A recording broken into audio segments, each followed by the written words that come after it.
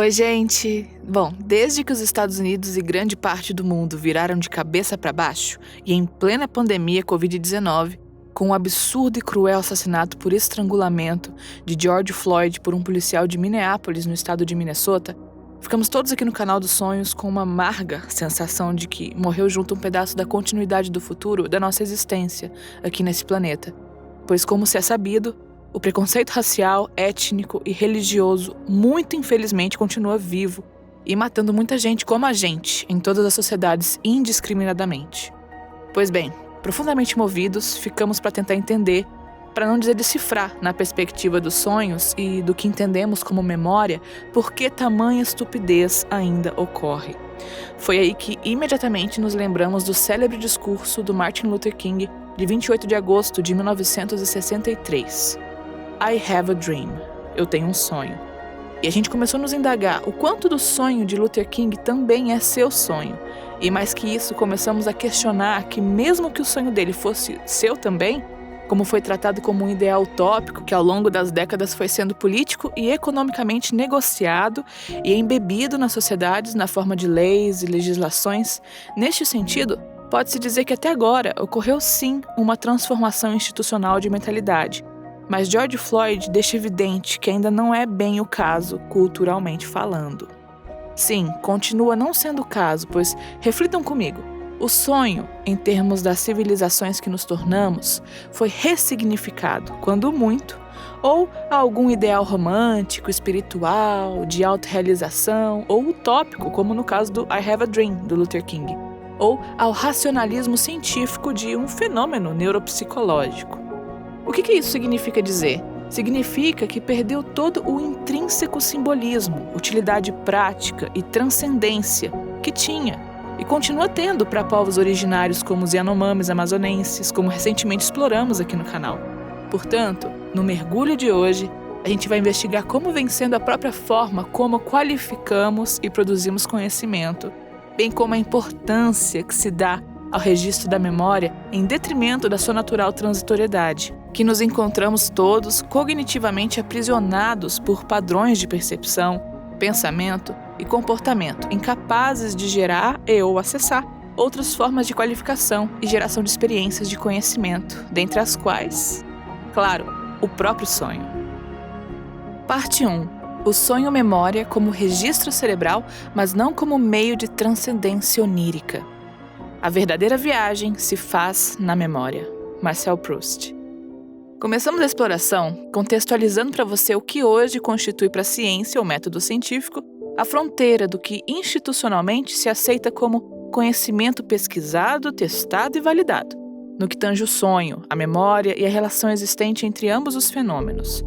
Para começo de conversa, é importante ressaltar que a ciência praticada nos bancos acadêmicos das universidades e nas corporações privadas de diversas indústrias como a farmacêutica ou metalmecânica possui como princípio investigativo uma abordagem de cunho materialista com foco reducionista, ou seja, melhor dizendo, o ponto de partida e chegada é o corpo de qualquer forma de matéria, seja minúscula ou gigantesca, onde o método de investigação destrincha mecanicamente a parte da mesma para se chegar ao seu todo sistêmico. Neste sentido, o método científico hoje, por exemplo, atribui exclusivamente ao cérebro, corpo, a fenomenologia da consciência, o todo, e, consequentemente, tudo que está relacionado à memória e aos sonhos. Para ilustrar o que estamos querendo dizer, nada melhor que compartilhar o que consiste, até o presente momento, a tese científica mais aceita devido ao volume de pesquisas de campo nas últimas décadas que vem destrinchando neurologicamente o córtex pré-frontal do cérebro, em especial sua ligação direta com o hipocampo, para gerar uma compreensão sistêmica desses dois fenômenos, memória e sonho, considerados em termos ferramentais como subprodutos sinápticos do funcionamento do cérebro como um todo, e não como um todo sonho-memória, que se interrelaciona através inclusive do nosso cérebro. Bem, vamos lá. Mas antes de compartilhar a síntese de um estudo recente que defende o sonho como uma ferramenta essencial para melhorar as habilidades da memória e aprendizado, vamos historicamente recapitular através das próprias palavras do neurocientista que realizou o estudo, porque hoje praticamente toda e qualquer pesquisa sobre o sonho e memória é considerada mais inovadora quando realizada pela neurociência do que por escolas psicanalíticas tradicionais, como as freudianas e as junguianas. Antigamente, consideradas mensagens de deuses ou presságios do futuro, explicações sobrenaturais do sonho haviam dado lugar a abordagens psicológicas no final do século XIX. No entanto, por muitas décadas, os conceitos de sonhar continuaram sendo dominados pela presunção de que essas experiências noturnas, aparentemente bizarras, se originaram em mecanismos diferentes daqueles que suportam a cognição normal do cérebro. Com a publicação de A Interpretação dos Sonhos, em 1900, Freud popularizou a noção de que o conteúdo dos sonhos não pode ser tomado pelo valor nominal, originando-se em mecanismos psicológicos complexos, totalmente diferentes daqueles que geram pensamentos, sentimentos e reminiscências de nossa experiência típica de se estar acordado. Embora a noção freudiana de que os sonhos comunicam um significado oculto, disfarçado na linguagem simbólica, tenha se consolidado na psicologia popular, há poucas evidências empíricas para apoiar essa visão. Fundamentados nas neurociências, os modelos modernos de sonho concentraram-se na compreensão dos mecanismos neurais e psicológicos observáveis que produzem a cognição dos sonhos. Em oposição direta à teoria dos sonhos psicanalíticos, Hobson e Macaulay apresentaram pela primeira vez sua hipótese de síntese de ativação, em 1977, um relato neurocientífico altamente influente do sonho que rejeitava a noção de sonho originada de um significado que precisava ser decifrado. O princípio fundamental da teoria nitidamente anti-freudiana de Hobson era de que os sonhos se originam de sinais neurais no tronco cerebral gerados durante o sono de movimento rápido dos olhos, o sono REM. De acordo com o modelo de síntese de ativação, o sonho é experimentado quando o cérebro adormecido tenta entender essa entrada caótica em seu circuito cortical de nível superior. De fato, explosões intermitentes de atividade do tronco cerebral são uma característica proeminente do sono REM, uma fase durante a qual o sonho é particularmente provável. No entanto, desde o final da década de 1960, tem sido cada vez mais reconhecido que o sonho também ocorre na ausência de REM. E é relatado mesmo nos estágios mais profundos do sono de ondas lentas. A presença clara de sonhar no sono com movimento ocular não rápido, o NREM, às vezes tão vívido, bizarro e parecido com uma história quanto o sonho REM, apresenta um problema para modelos que propõem a fisiologia específica do sono REM como a origem exclusiva da experiência do sonho. Mais recentemente, os desenvolvimentos na neurociência cognitiva da memória levaram a uma nova estrutura cerebral para a compreensão do sonho, na qual a experiência do sonho é vista como uma das várias formas de cognição offline espontânea envolvendo a reativação e o processamento da memória durante os estados de repouso. Atualmente, existem evidências empíricas substanciais para sugerir que durante o sono, o replay de nível neural da experiência recente desempenha um papel crítico na consolidação e evolução da memória, ajudando-nos a processar nossas experiências passadas e a nos preparar para eventos futuros. Aqui, revisaremos as evidências de que as atividades dos sistemas de memória no cérebro adormecido contribuem para a experiência consciente do sonhar, um estado mental que compartilha muitos recursos com pensamentos, imagens e devaneios durante o nosso estado acordado. Robert Stickgold, PhD, neurocientista e professor associado de psiquiatria da Harvard Medical School. Como se pode notar, Stickgold, um neurocientista tão renomado quanto o psicofisiologista Stephen LaBerge, que tanto temos compartilhado seu seminal trabalho aqui no canal sobre sonhos lúcidos, possui uma leitura stricto sensu ou circunscrita, no caso da neurociência, sobre a fenomenologia do sono, sonho, memória, apontando que a grande fronteira a ser explorada é de como a forma como o cérebro processa a memória se interrelacionam com o sono e os tipos de sonho. O que obviamente não tem como ignorar, pois é um tipo de conhecimento que, sem dúvida, já vem proporcionando múltiplos benefícios práticos como, por exemplo, o entendimento que o ciclo do sono, sonho e memória não apenas influencia enormemente a nossa lucidez neurológica, como ajuda a regular nossa saúde como um todo, potencialmente nos tornando menos dependentes, entre outras coisas, de medicamentos psiquiátricos diversos. Mas a exploração dessa semana aqui no Canal dos Sonhos é justamente jogar a luz na perspectiva do sonho e da memória serem todos universos e ou meios a serem explorados com outras formas de geração de conhecimento. A intuição, por exemplo, e não somente partes ou subprodutos neurológicos do cérebro. Mas, conforme prometido, vamos antes compartilhar a síntese do estudo empreendido por Stick Gold através do post que o editor associado da plataforma Psych Central, o fisioterapeuta clínico Dr. Rick Nowart, realizou. Cientistas do Centro Médico Beth Israel Deaconess, BIDMC, em Boston, dizem que as novas descobertas sugerem que os sonhos podem ser a maneira do cérebro adormecido de nos dizer que está trabalhando duro no processo de consolidação da memória.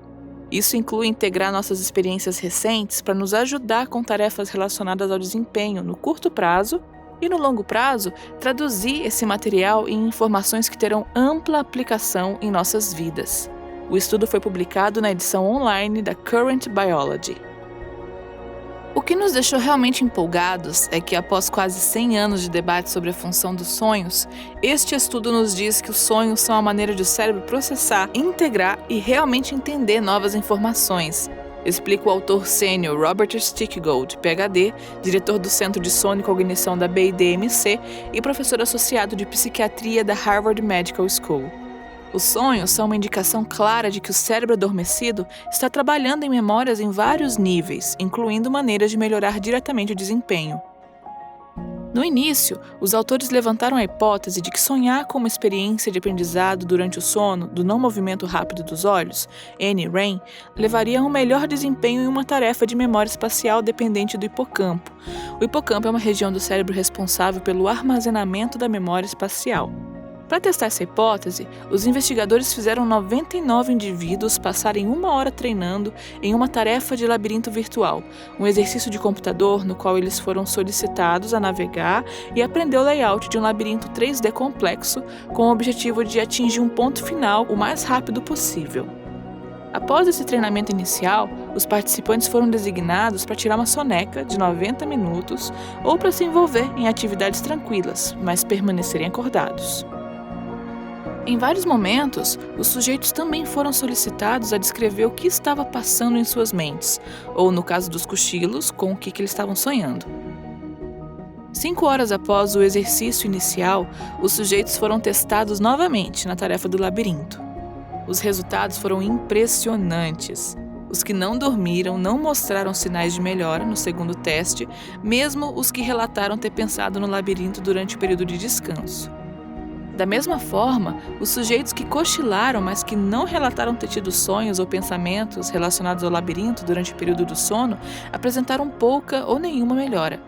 Porém, os que tiraram um cochilo sonhando com a tarefa apresentaram melhorias dramáticas, 10 vezes mais do que aqueles que não relataram ter sonhos relacionados ao labirinto. Esses sonhadores descreveram vários cenários. Ver pessoas em postos de controle em um labirinto, se perder em uma caverna de morcegos ou até mesmo ouvir a música de fundo do jogo do computador, explica a primeira autora, Erin Ramsley, PhD, pós-doutorada no BIDMC e no Harvard School of Medicine. Essas interpretações sugerem que o sono não era apenas necessário para consolidar as informações, mas que os sonhos eram uma reflexão externa de que o cérebro estava ocupado trabalhando nessa mesma tarefa. De nota particular, dizem os autores, os sujeitos que tiveram melhor desempenho não estavam mais interessados ou motivados do que os outros sujeitos, mas, dizem eles, houve uma diferença distinta que foi observada. Os sujeitos que sonharam com o labirinto haviam se saído relativamente mal durante o treinamento, explica Ramsley. Nossas descobertas sugerem que se algo é difícil para você, é mais significativo para você. E, portanto, o cérebro adormecido se concentra nesse assunto. Sabe que você precisa trabalhar nele para melhorar e parece que é onde sonhar pode ser o maior benefício. Além disso, esse processamento de memória dependia do estado de suspensão. Mesmo quando um sujeito acordado ensaiava e revisava o caminho do labirinto em sua mente, se ele não dormia, ele não via nenhuma melhora, sugerindo que há algo único na fisiologia do cérebro durante o sono que permite esse processamento de memória. De fato, diz Stick Gold, esse pode ser um dos principais objetivos que levaram à evolução do sono. Se você permanecer acordado após o teste, terá um desempenho pior na tarefa subsequente.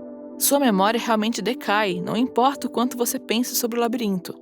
Não estamos dizendo que quando você aprende algo, é o sonho que faz com que você se lembre, acrescenta. Pelo contrário, parece que quando você tem uma nova experiência, ela desencadeia uma série de eventos paralelos que permitem ao cérebro consolidar e processar memórias. Por fim, dizem os autores, o cérebro adormecido parece estar cumprindo duas funções distintas. Enquanto o hipocampo está processando informações prontamente compreensíveis, por exemplo, navegando no labirinto, ao mesmo tempo, as áreas corticais mais altas do cérebro estão aplicando essas informações a uma questão mais complexa e menos concreta. Por exemplo, como navegar por um labirinto de formulários de solicitação de emprego.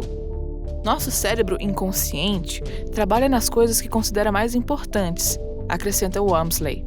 Todos os dias estamos coletando e encontrando enormes quantidades de informações e novas experiências, acrescenta ela. Parece que nossos sonhos estão fazendo a pergunta: como eu uso essas informações para informar minha vida?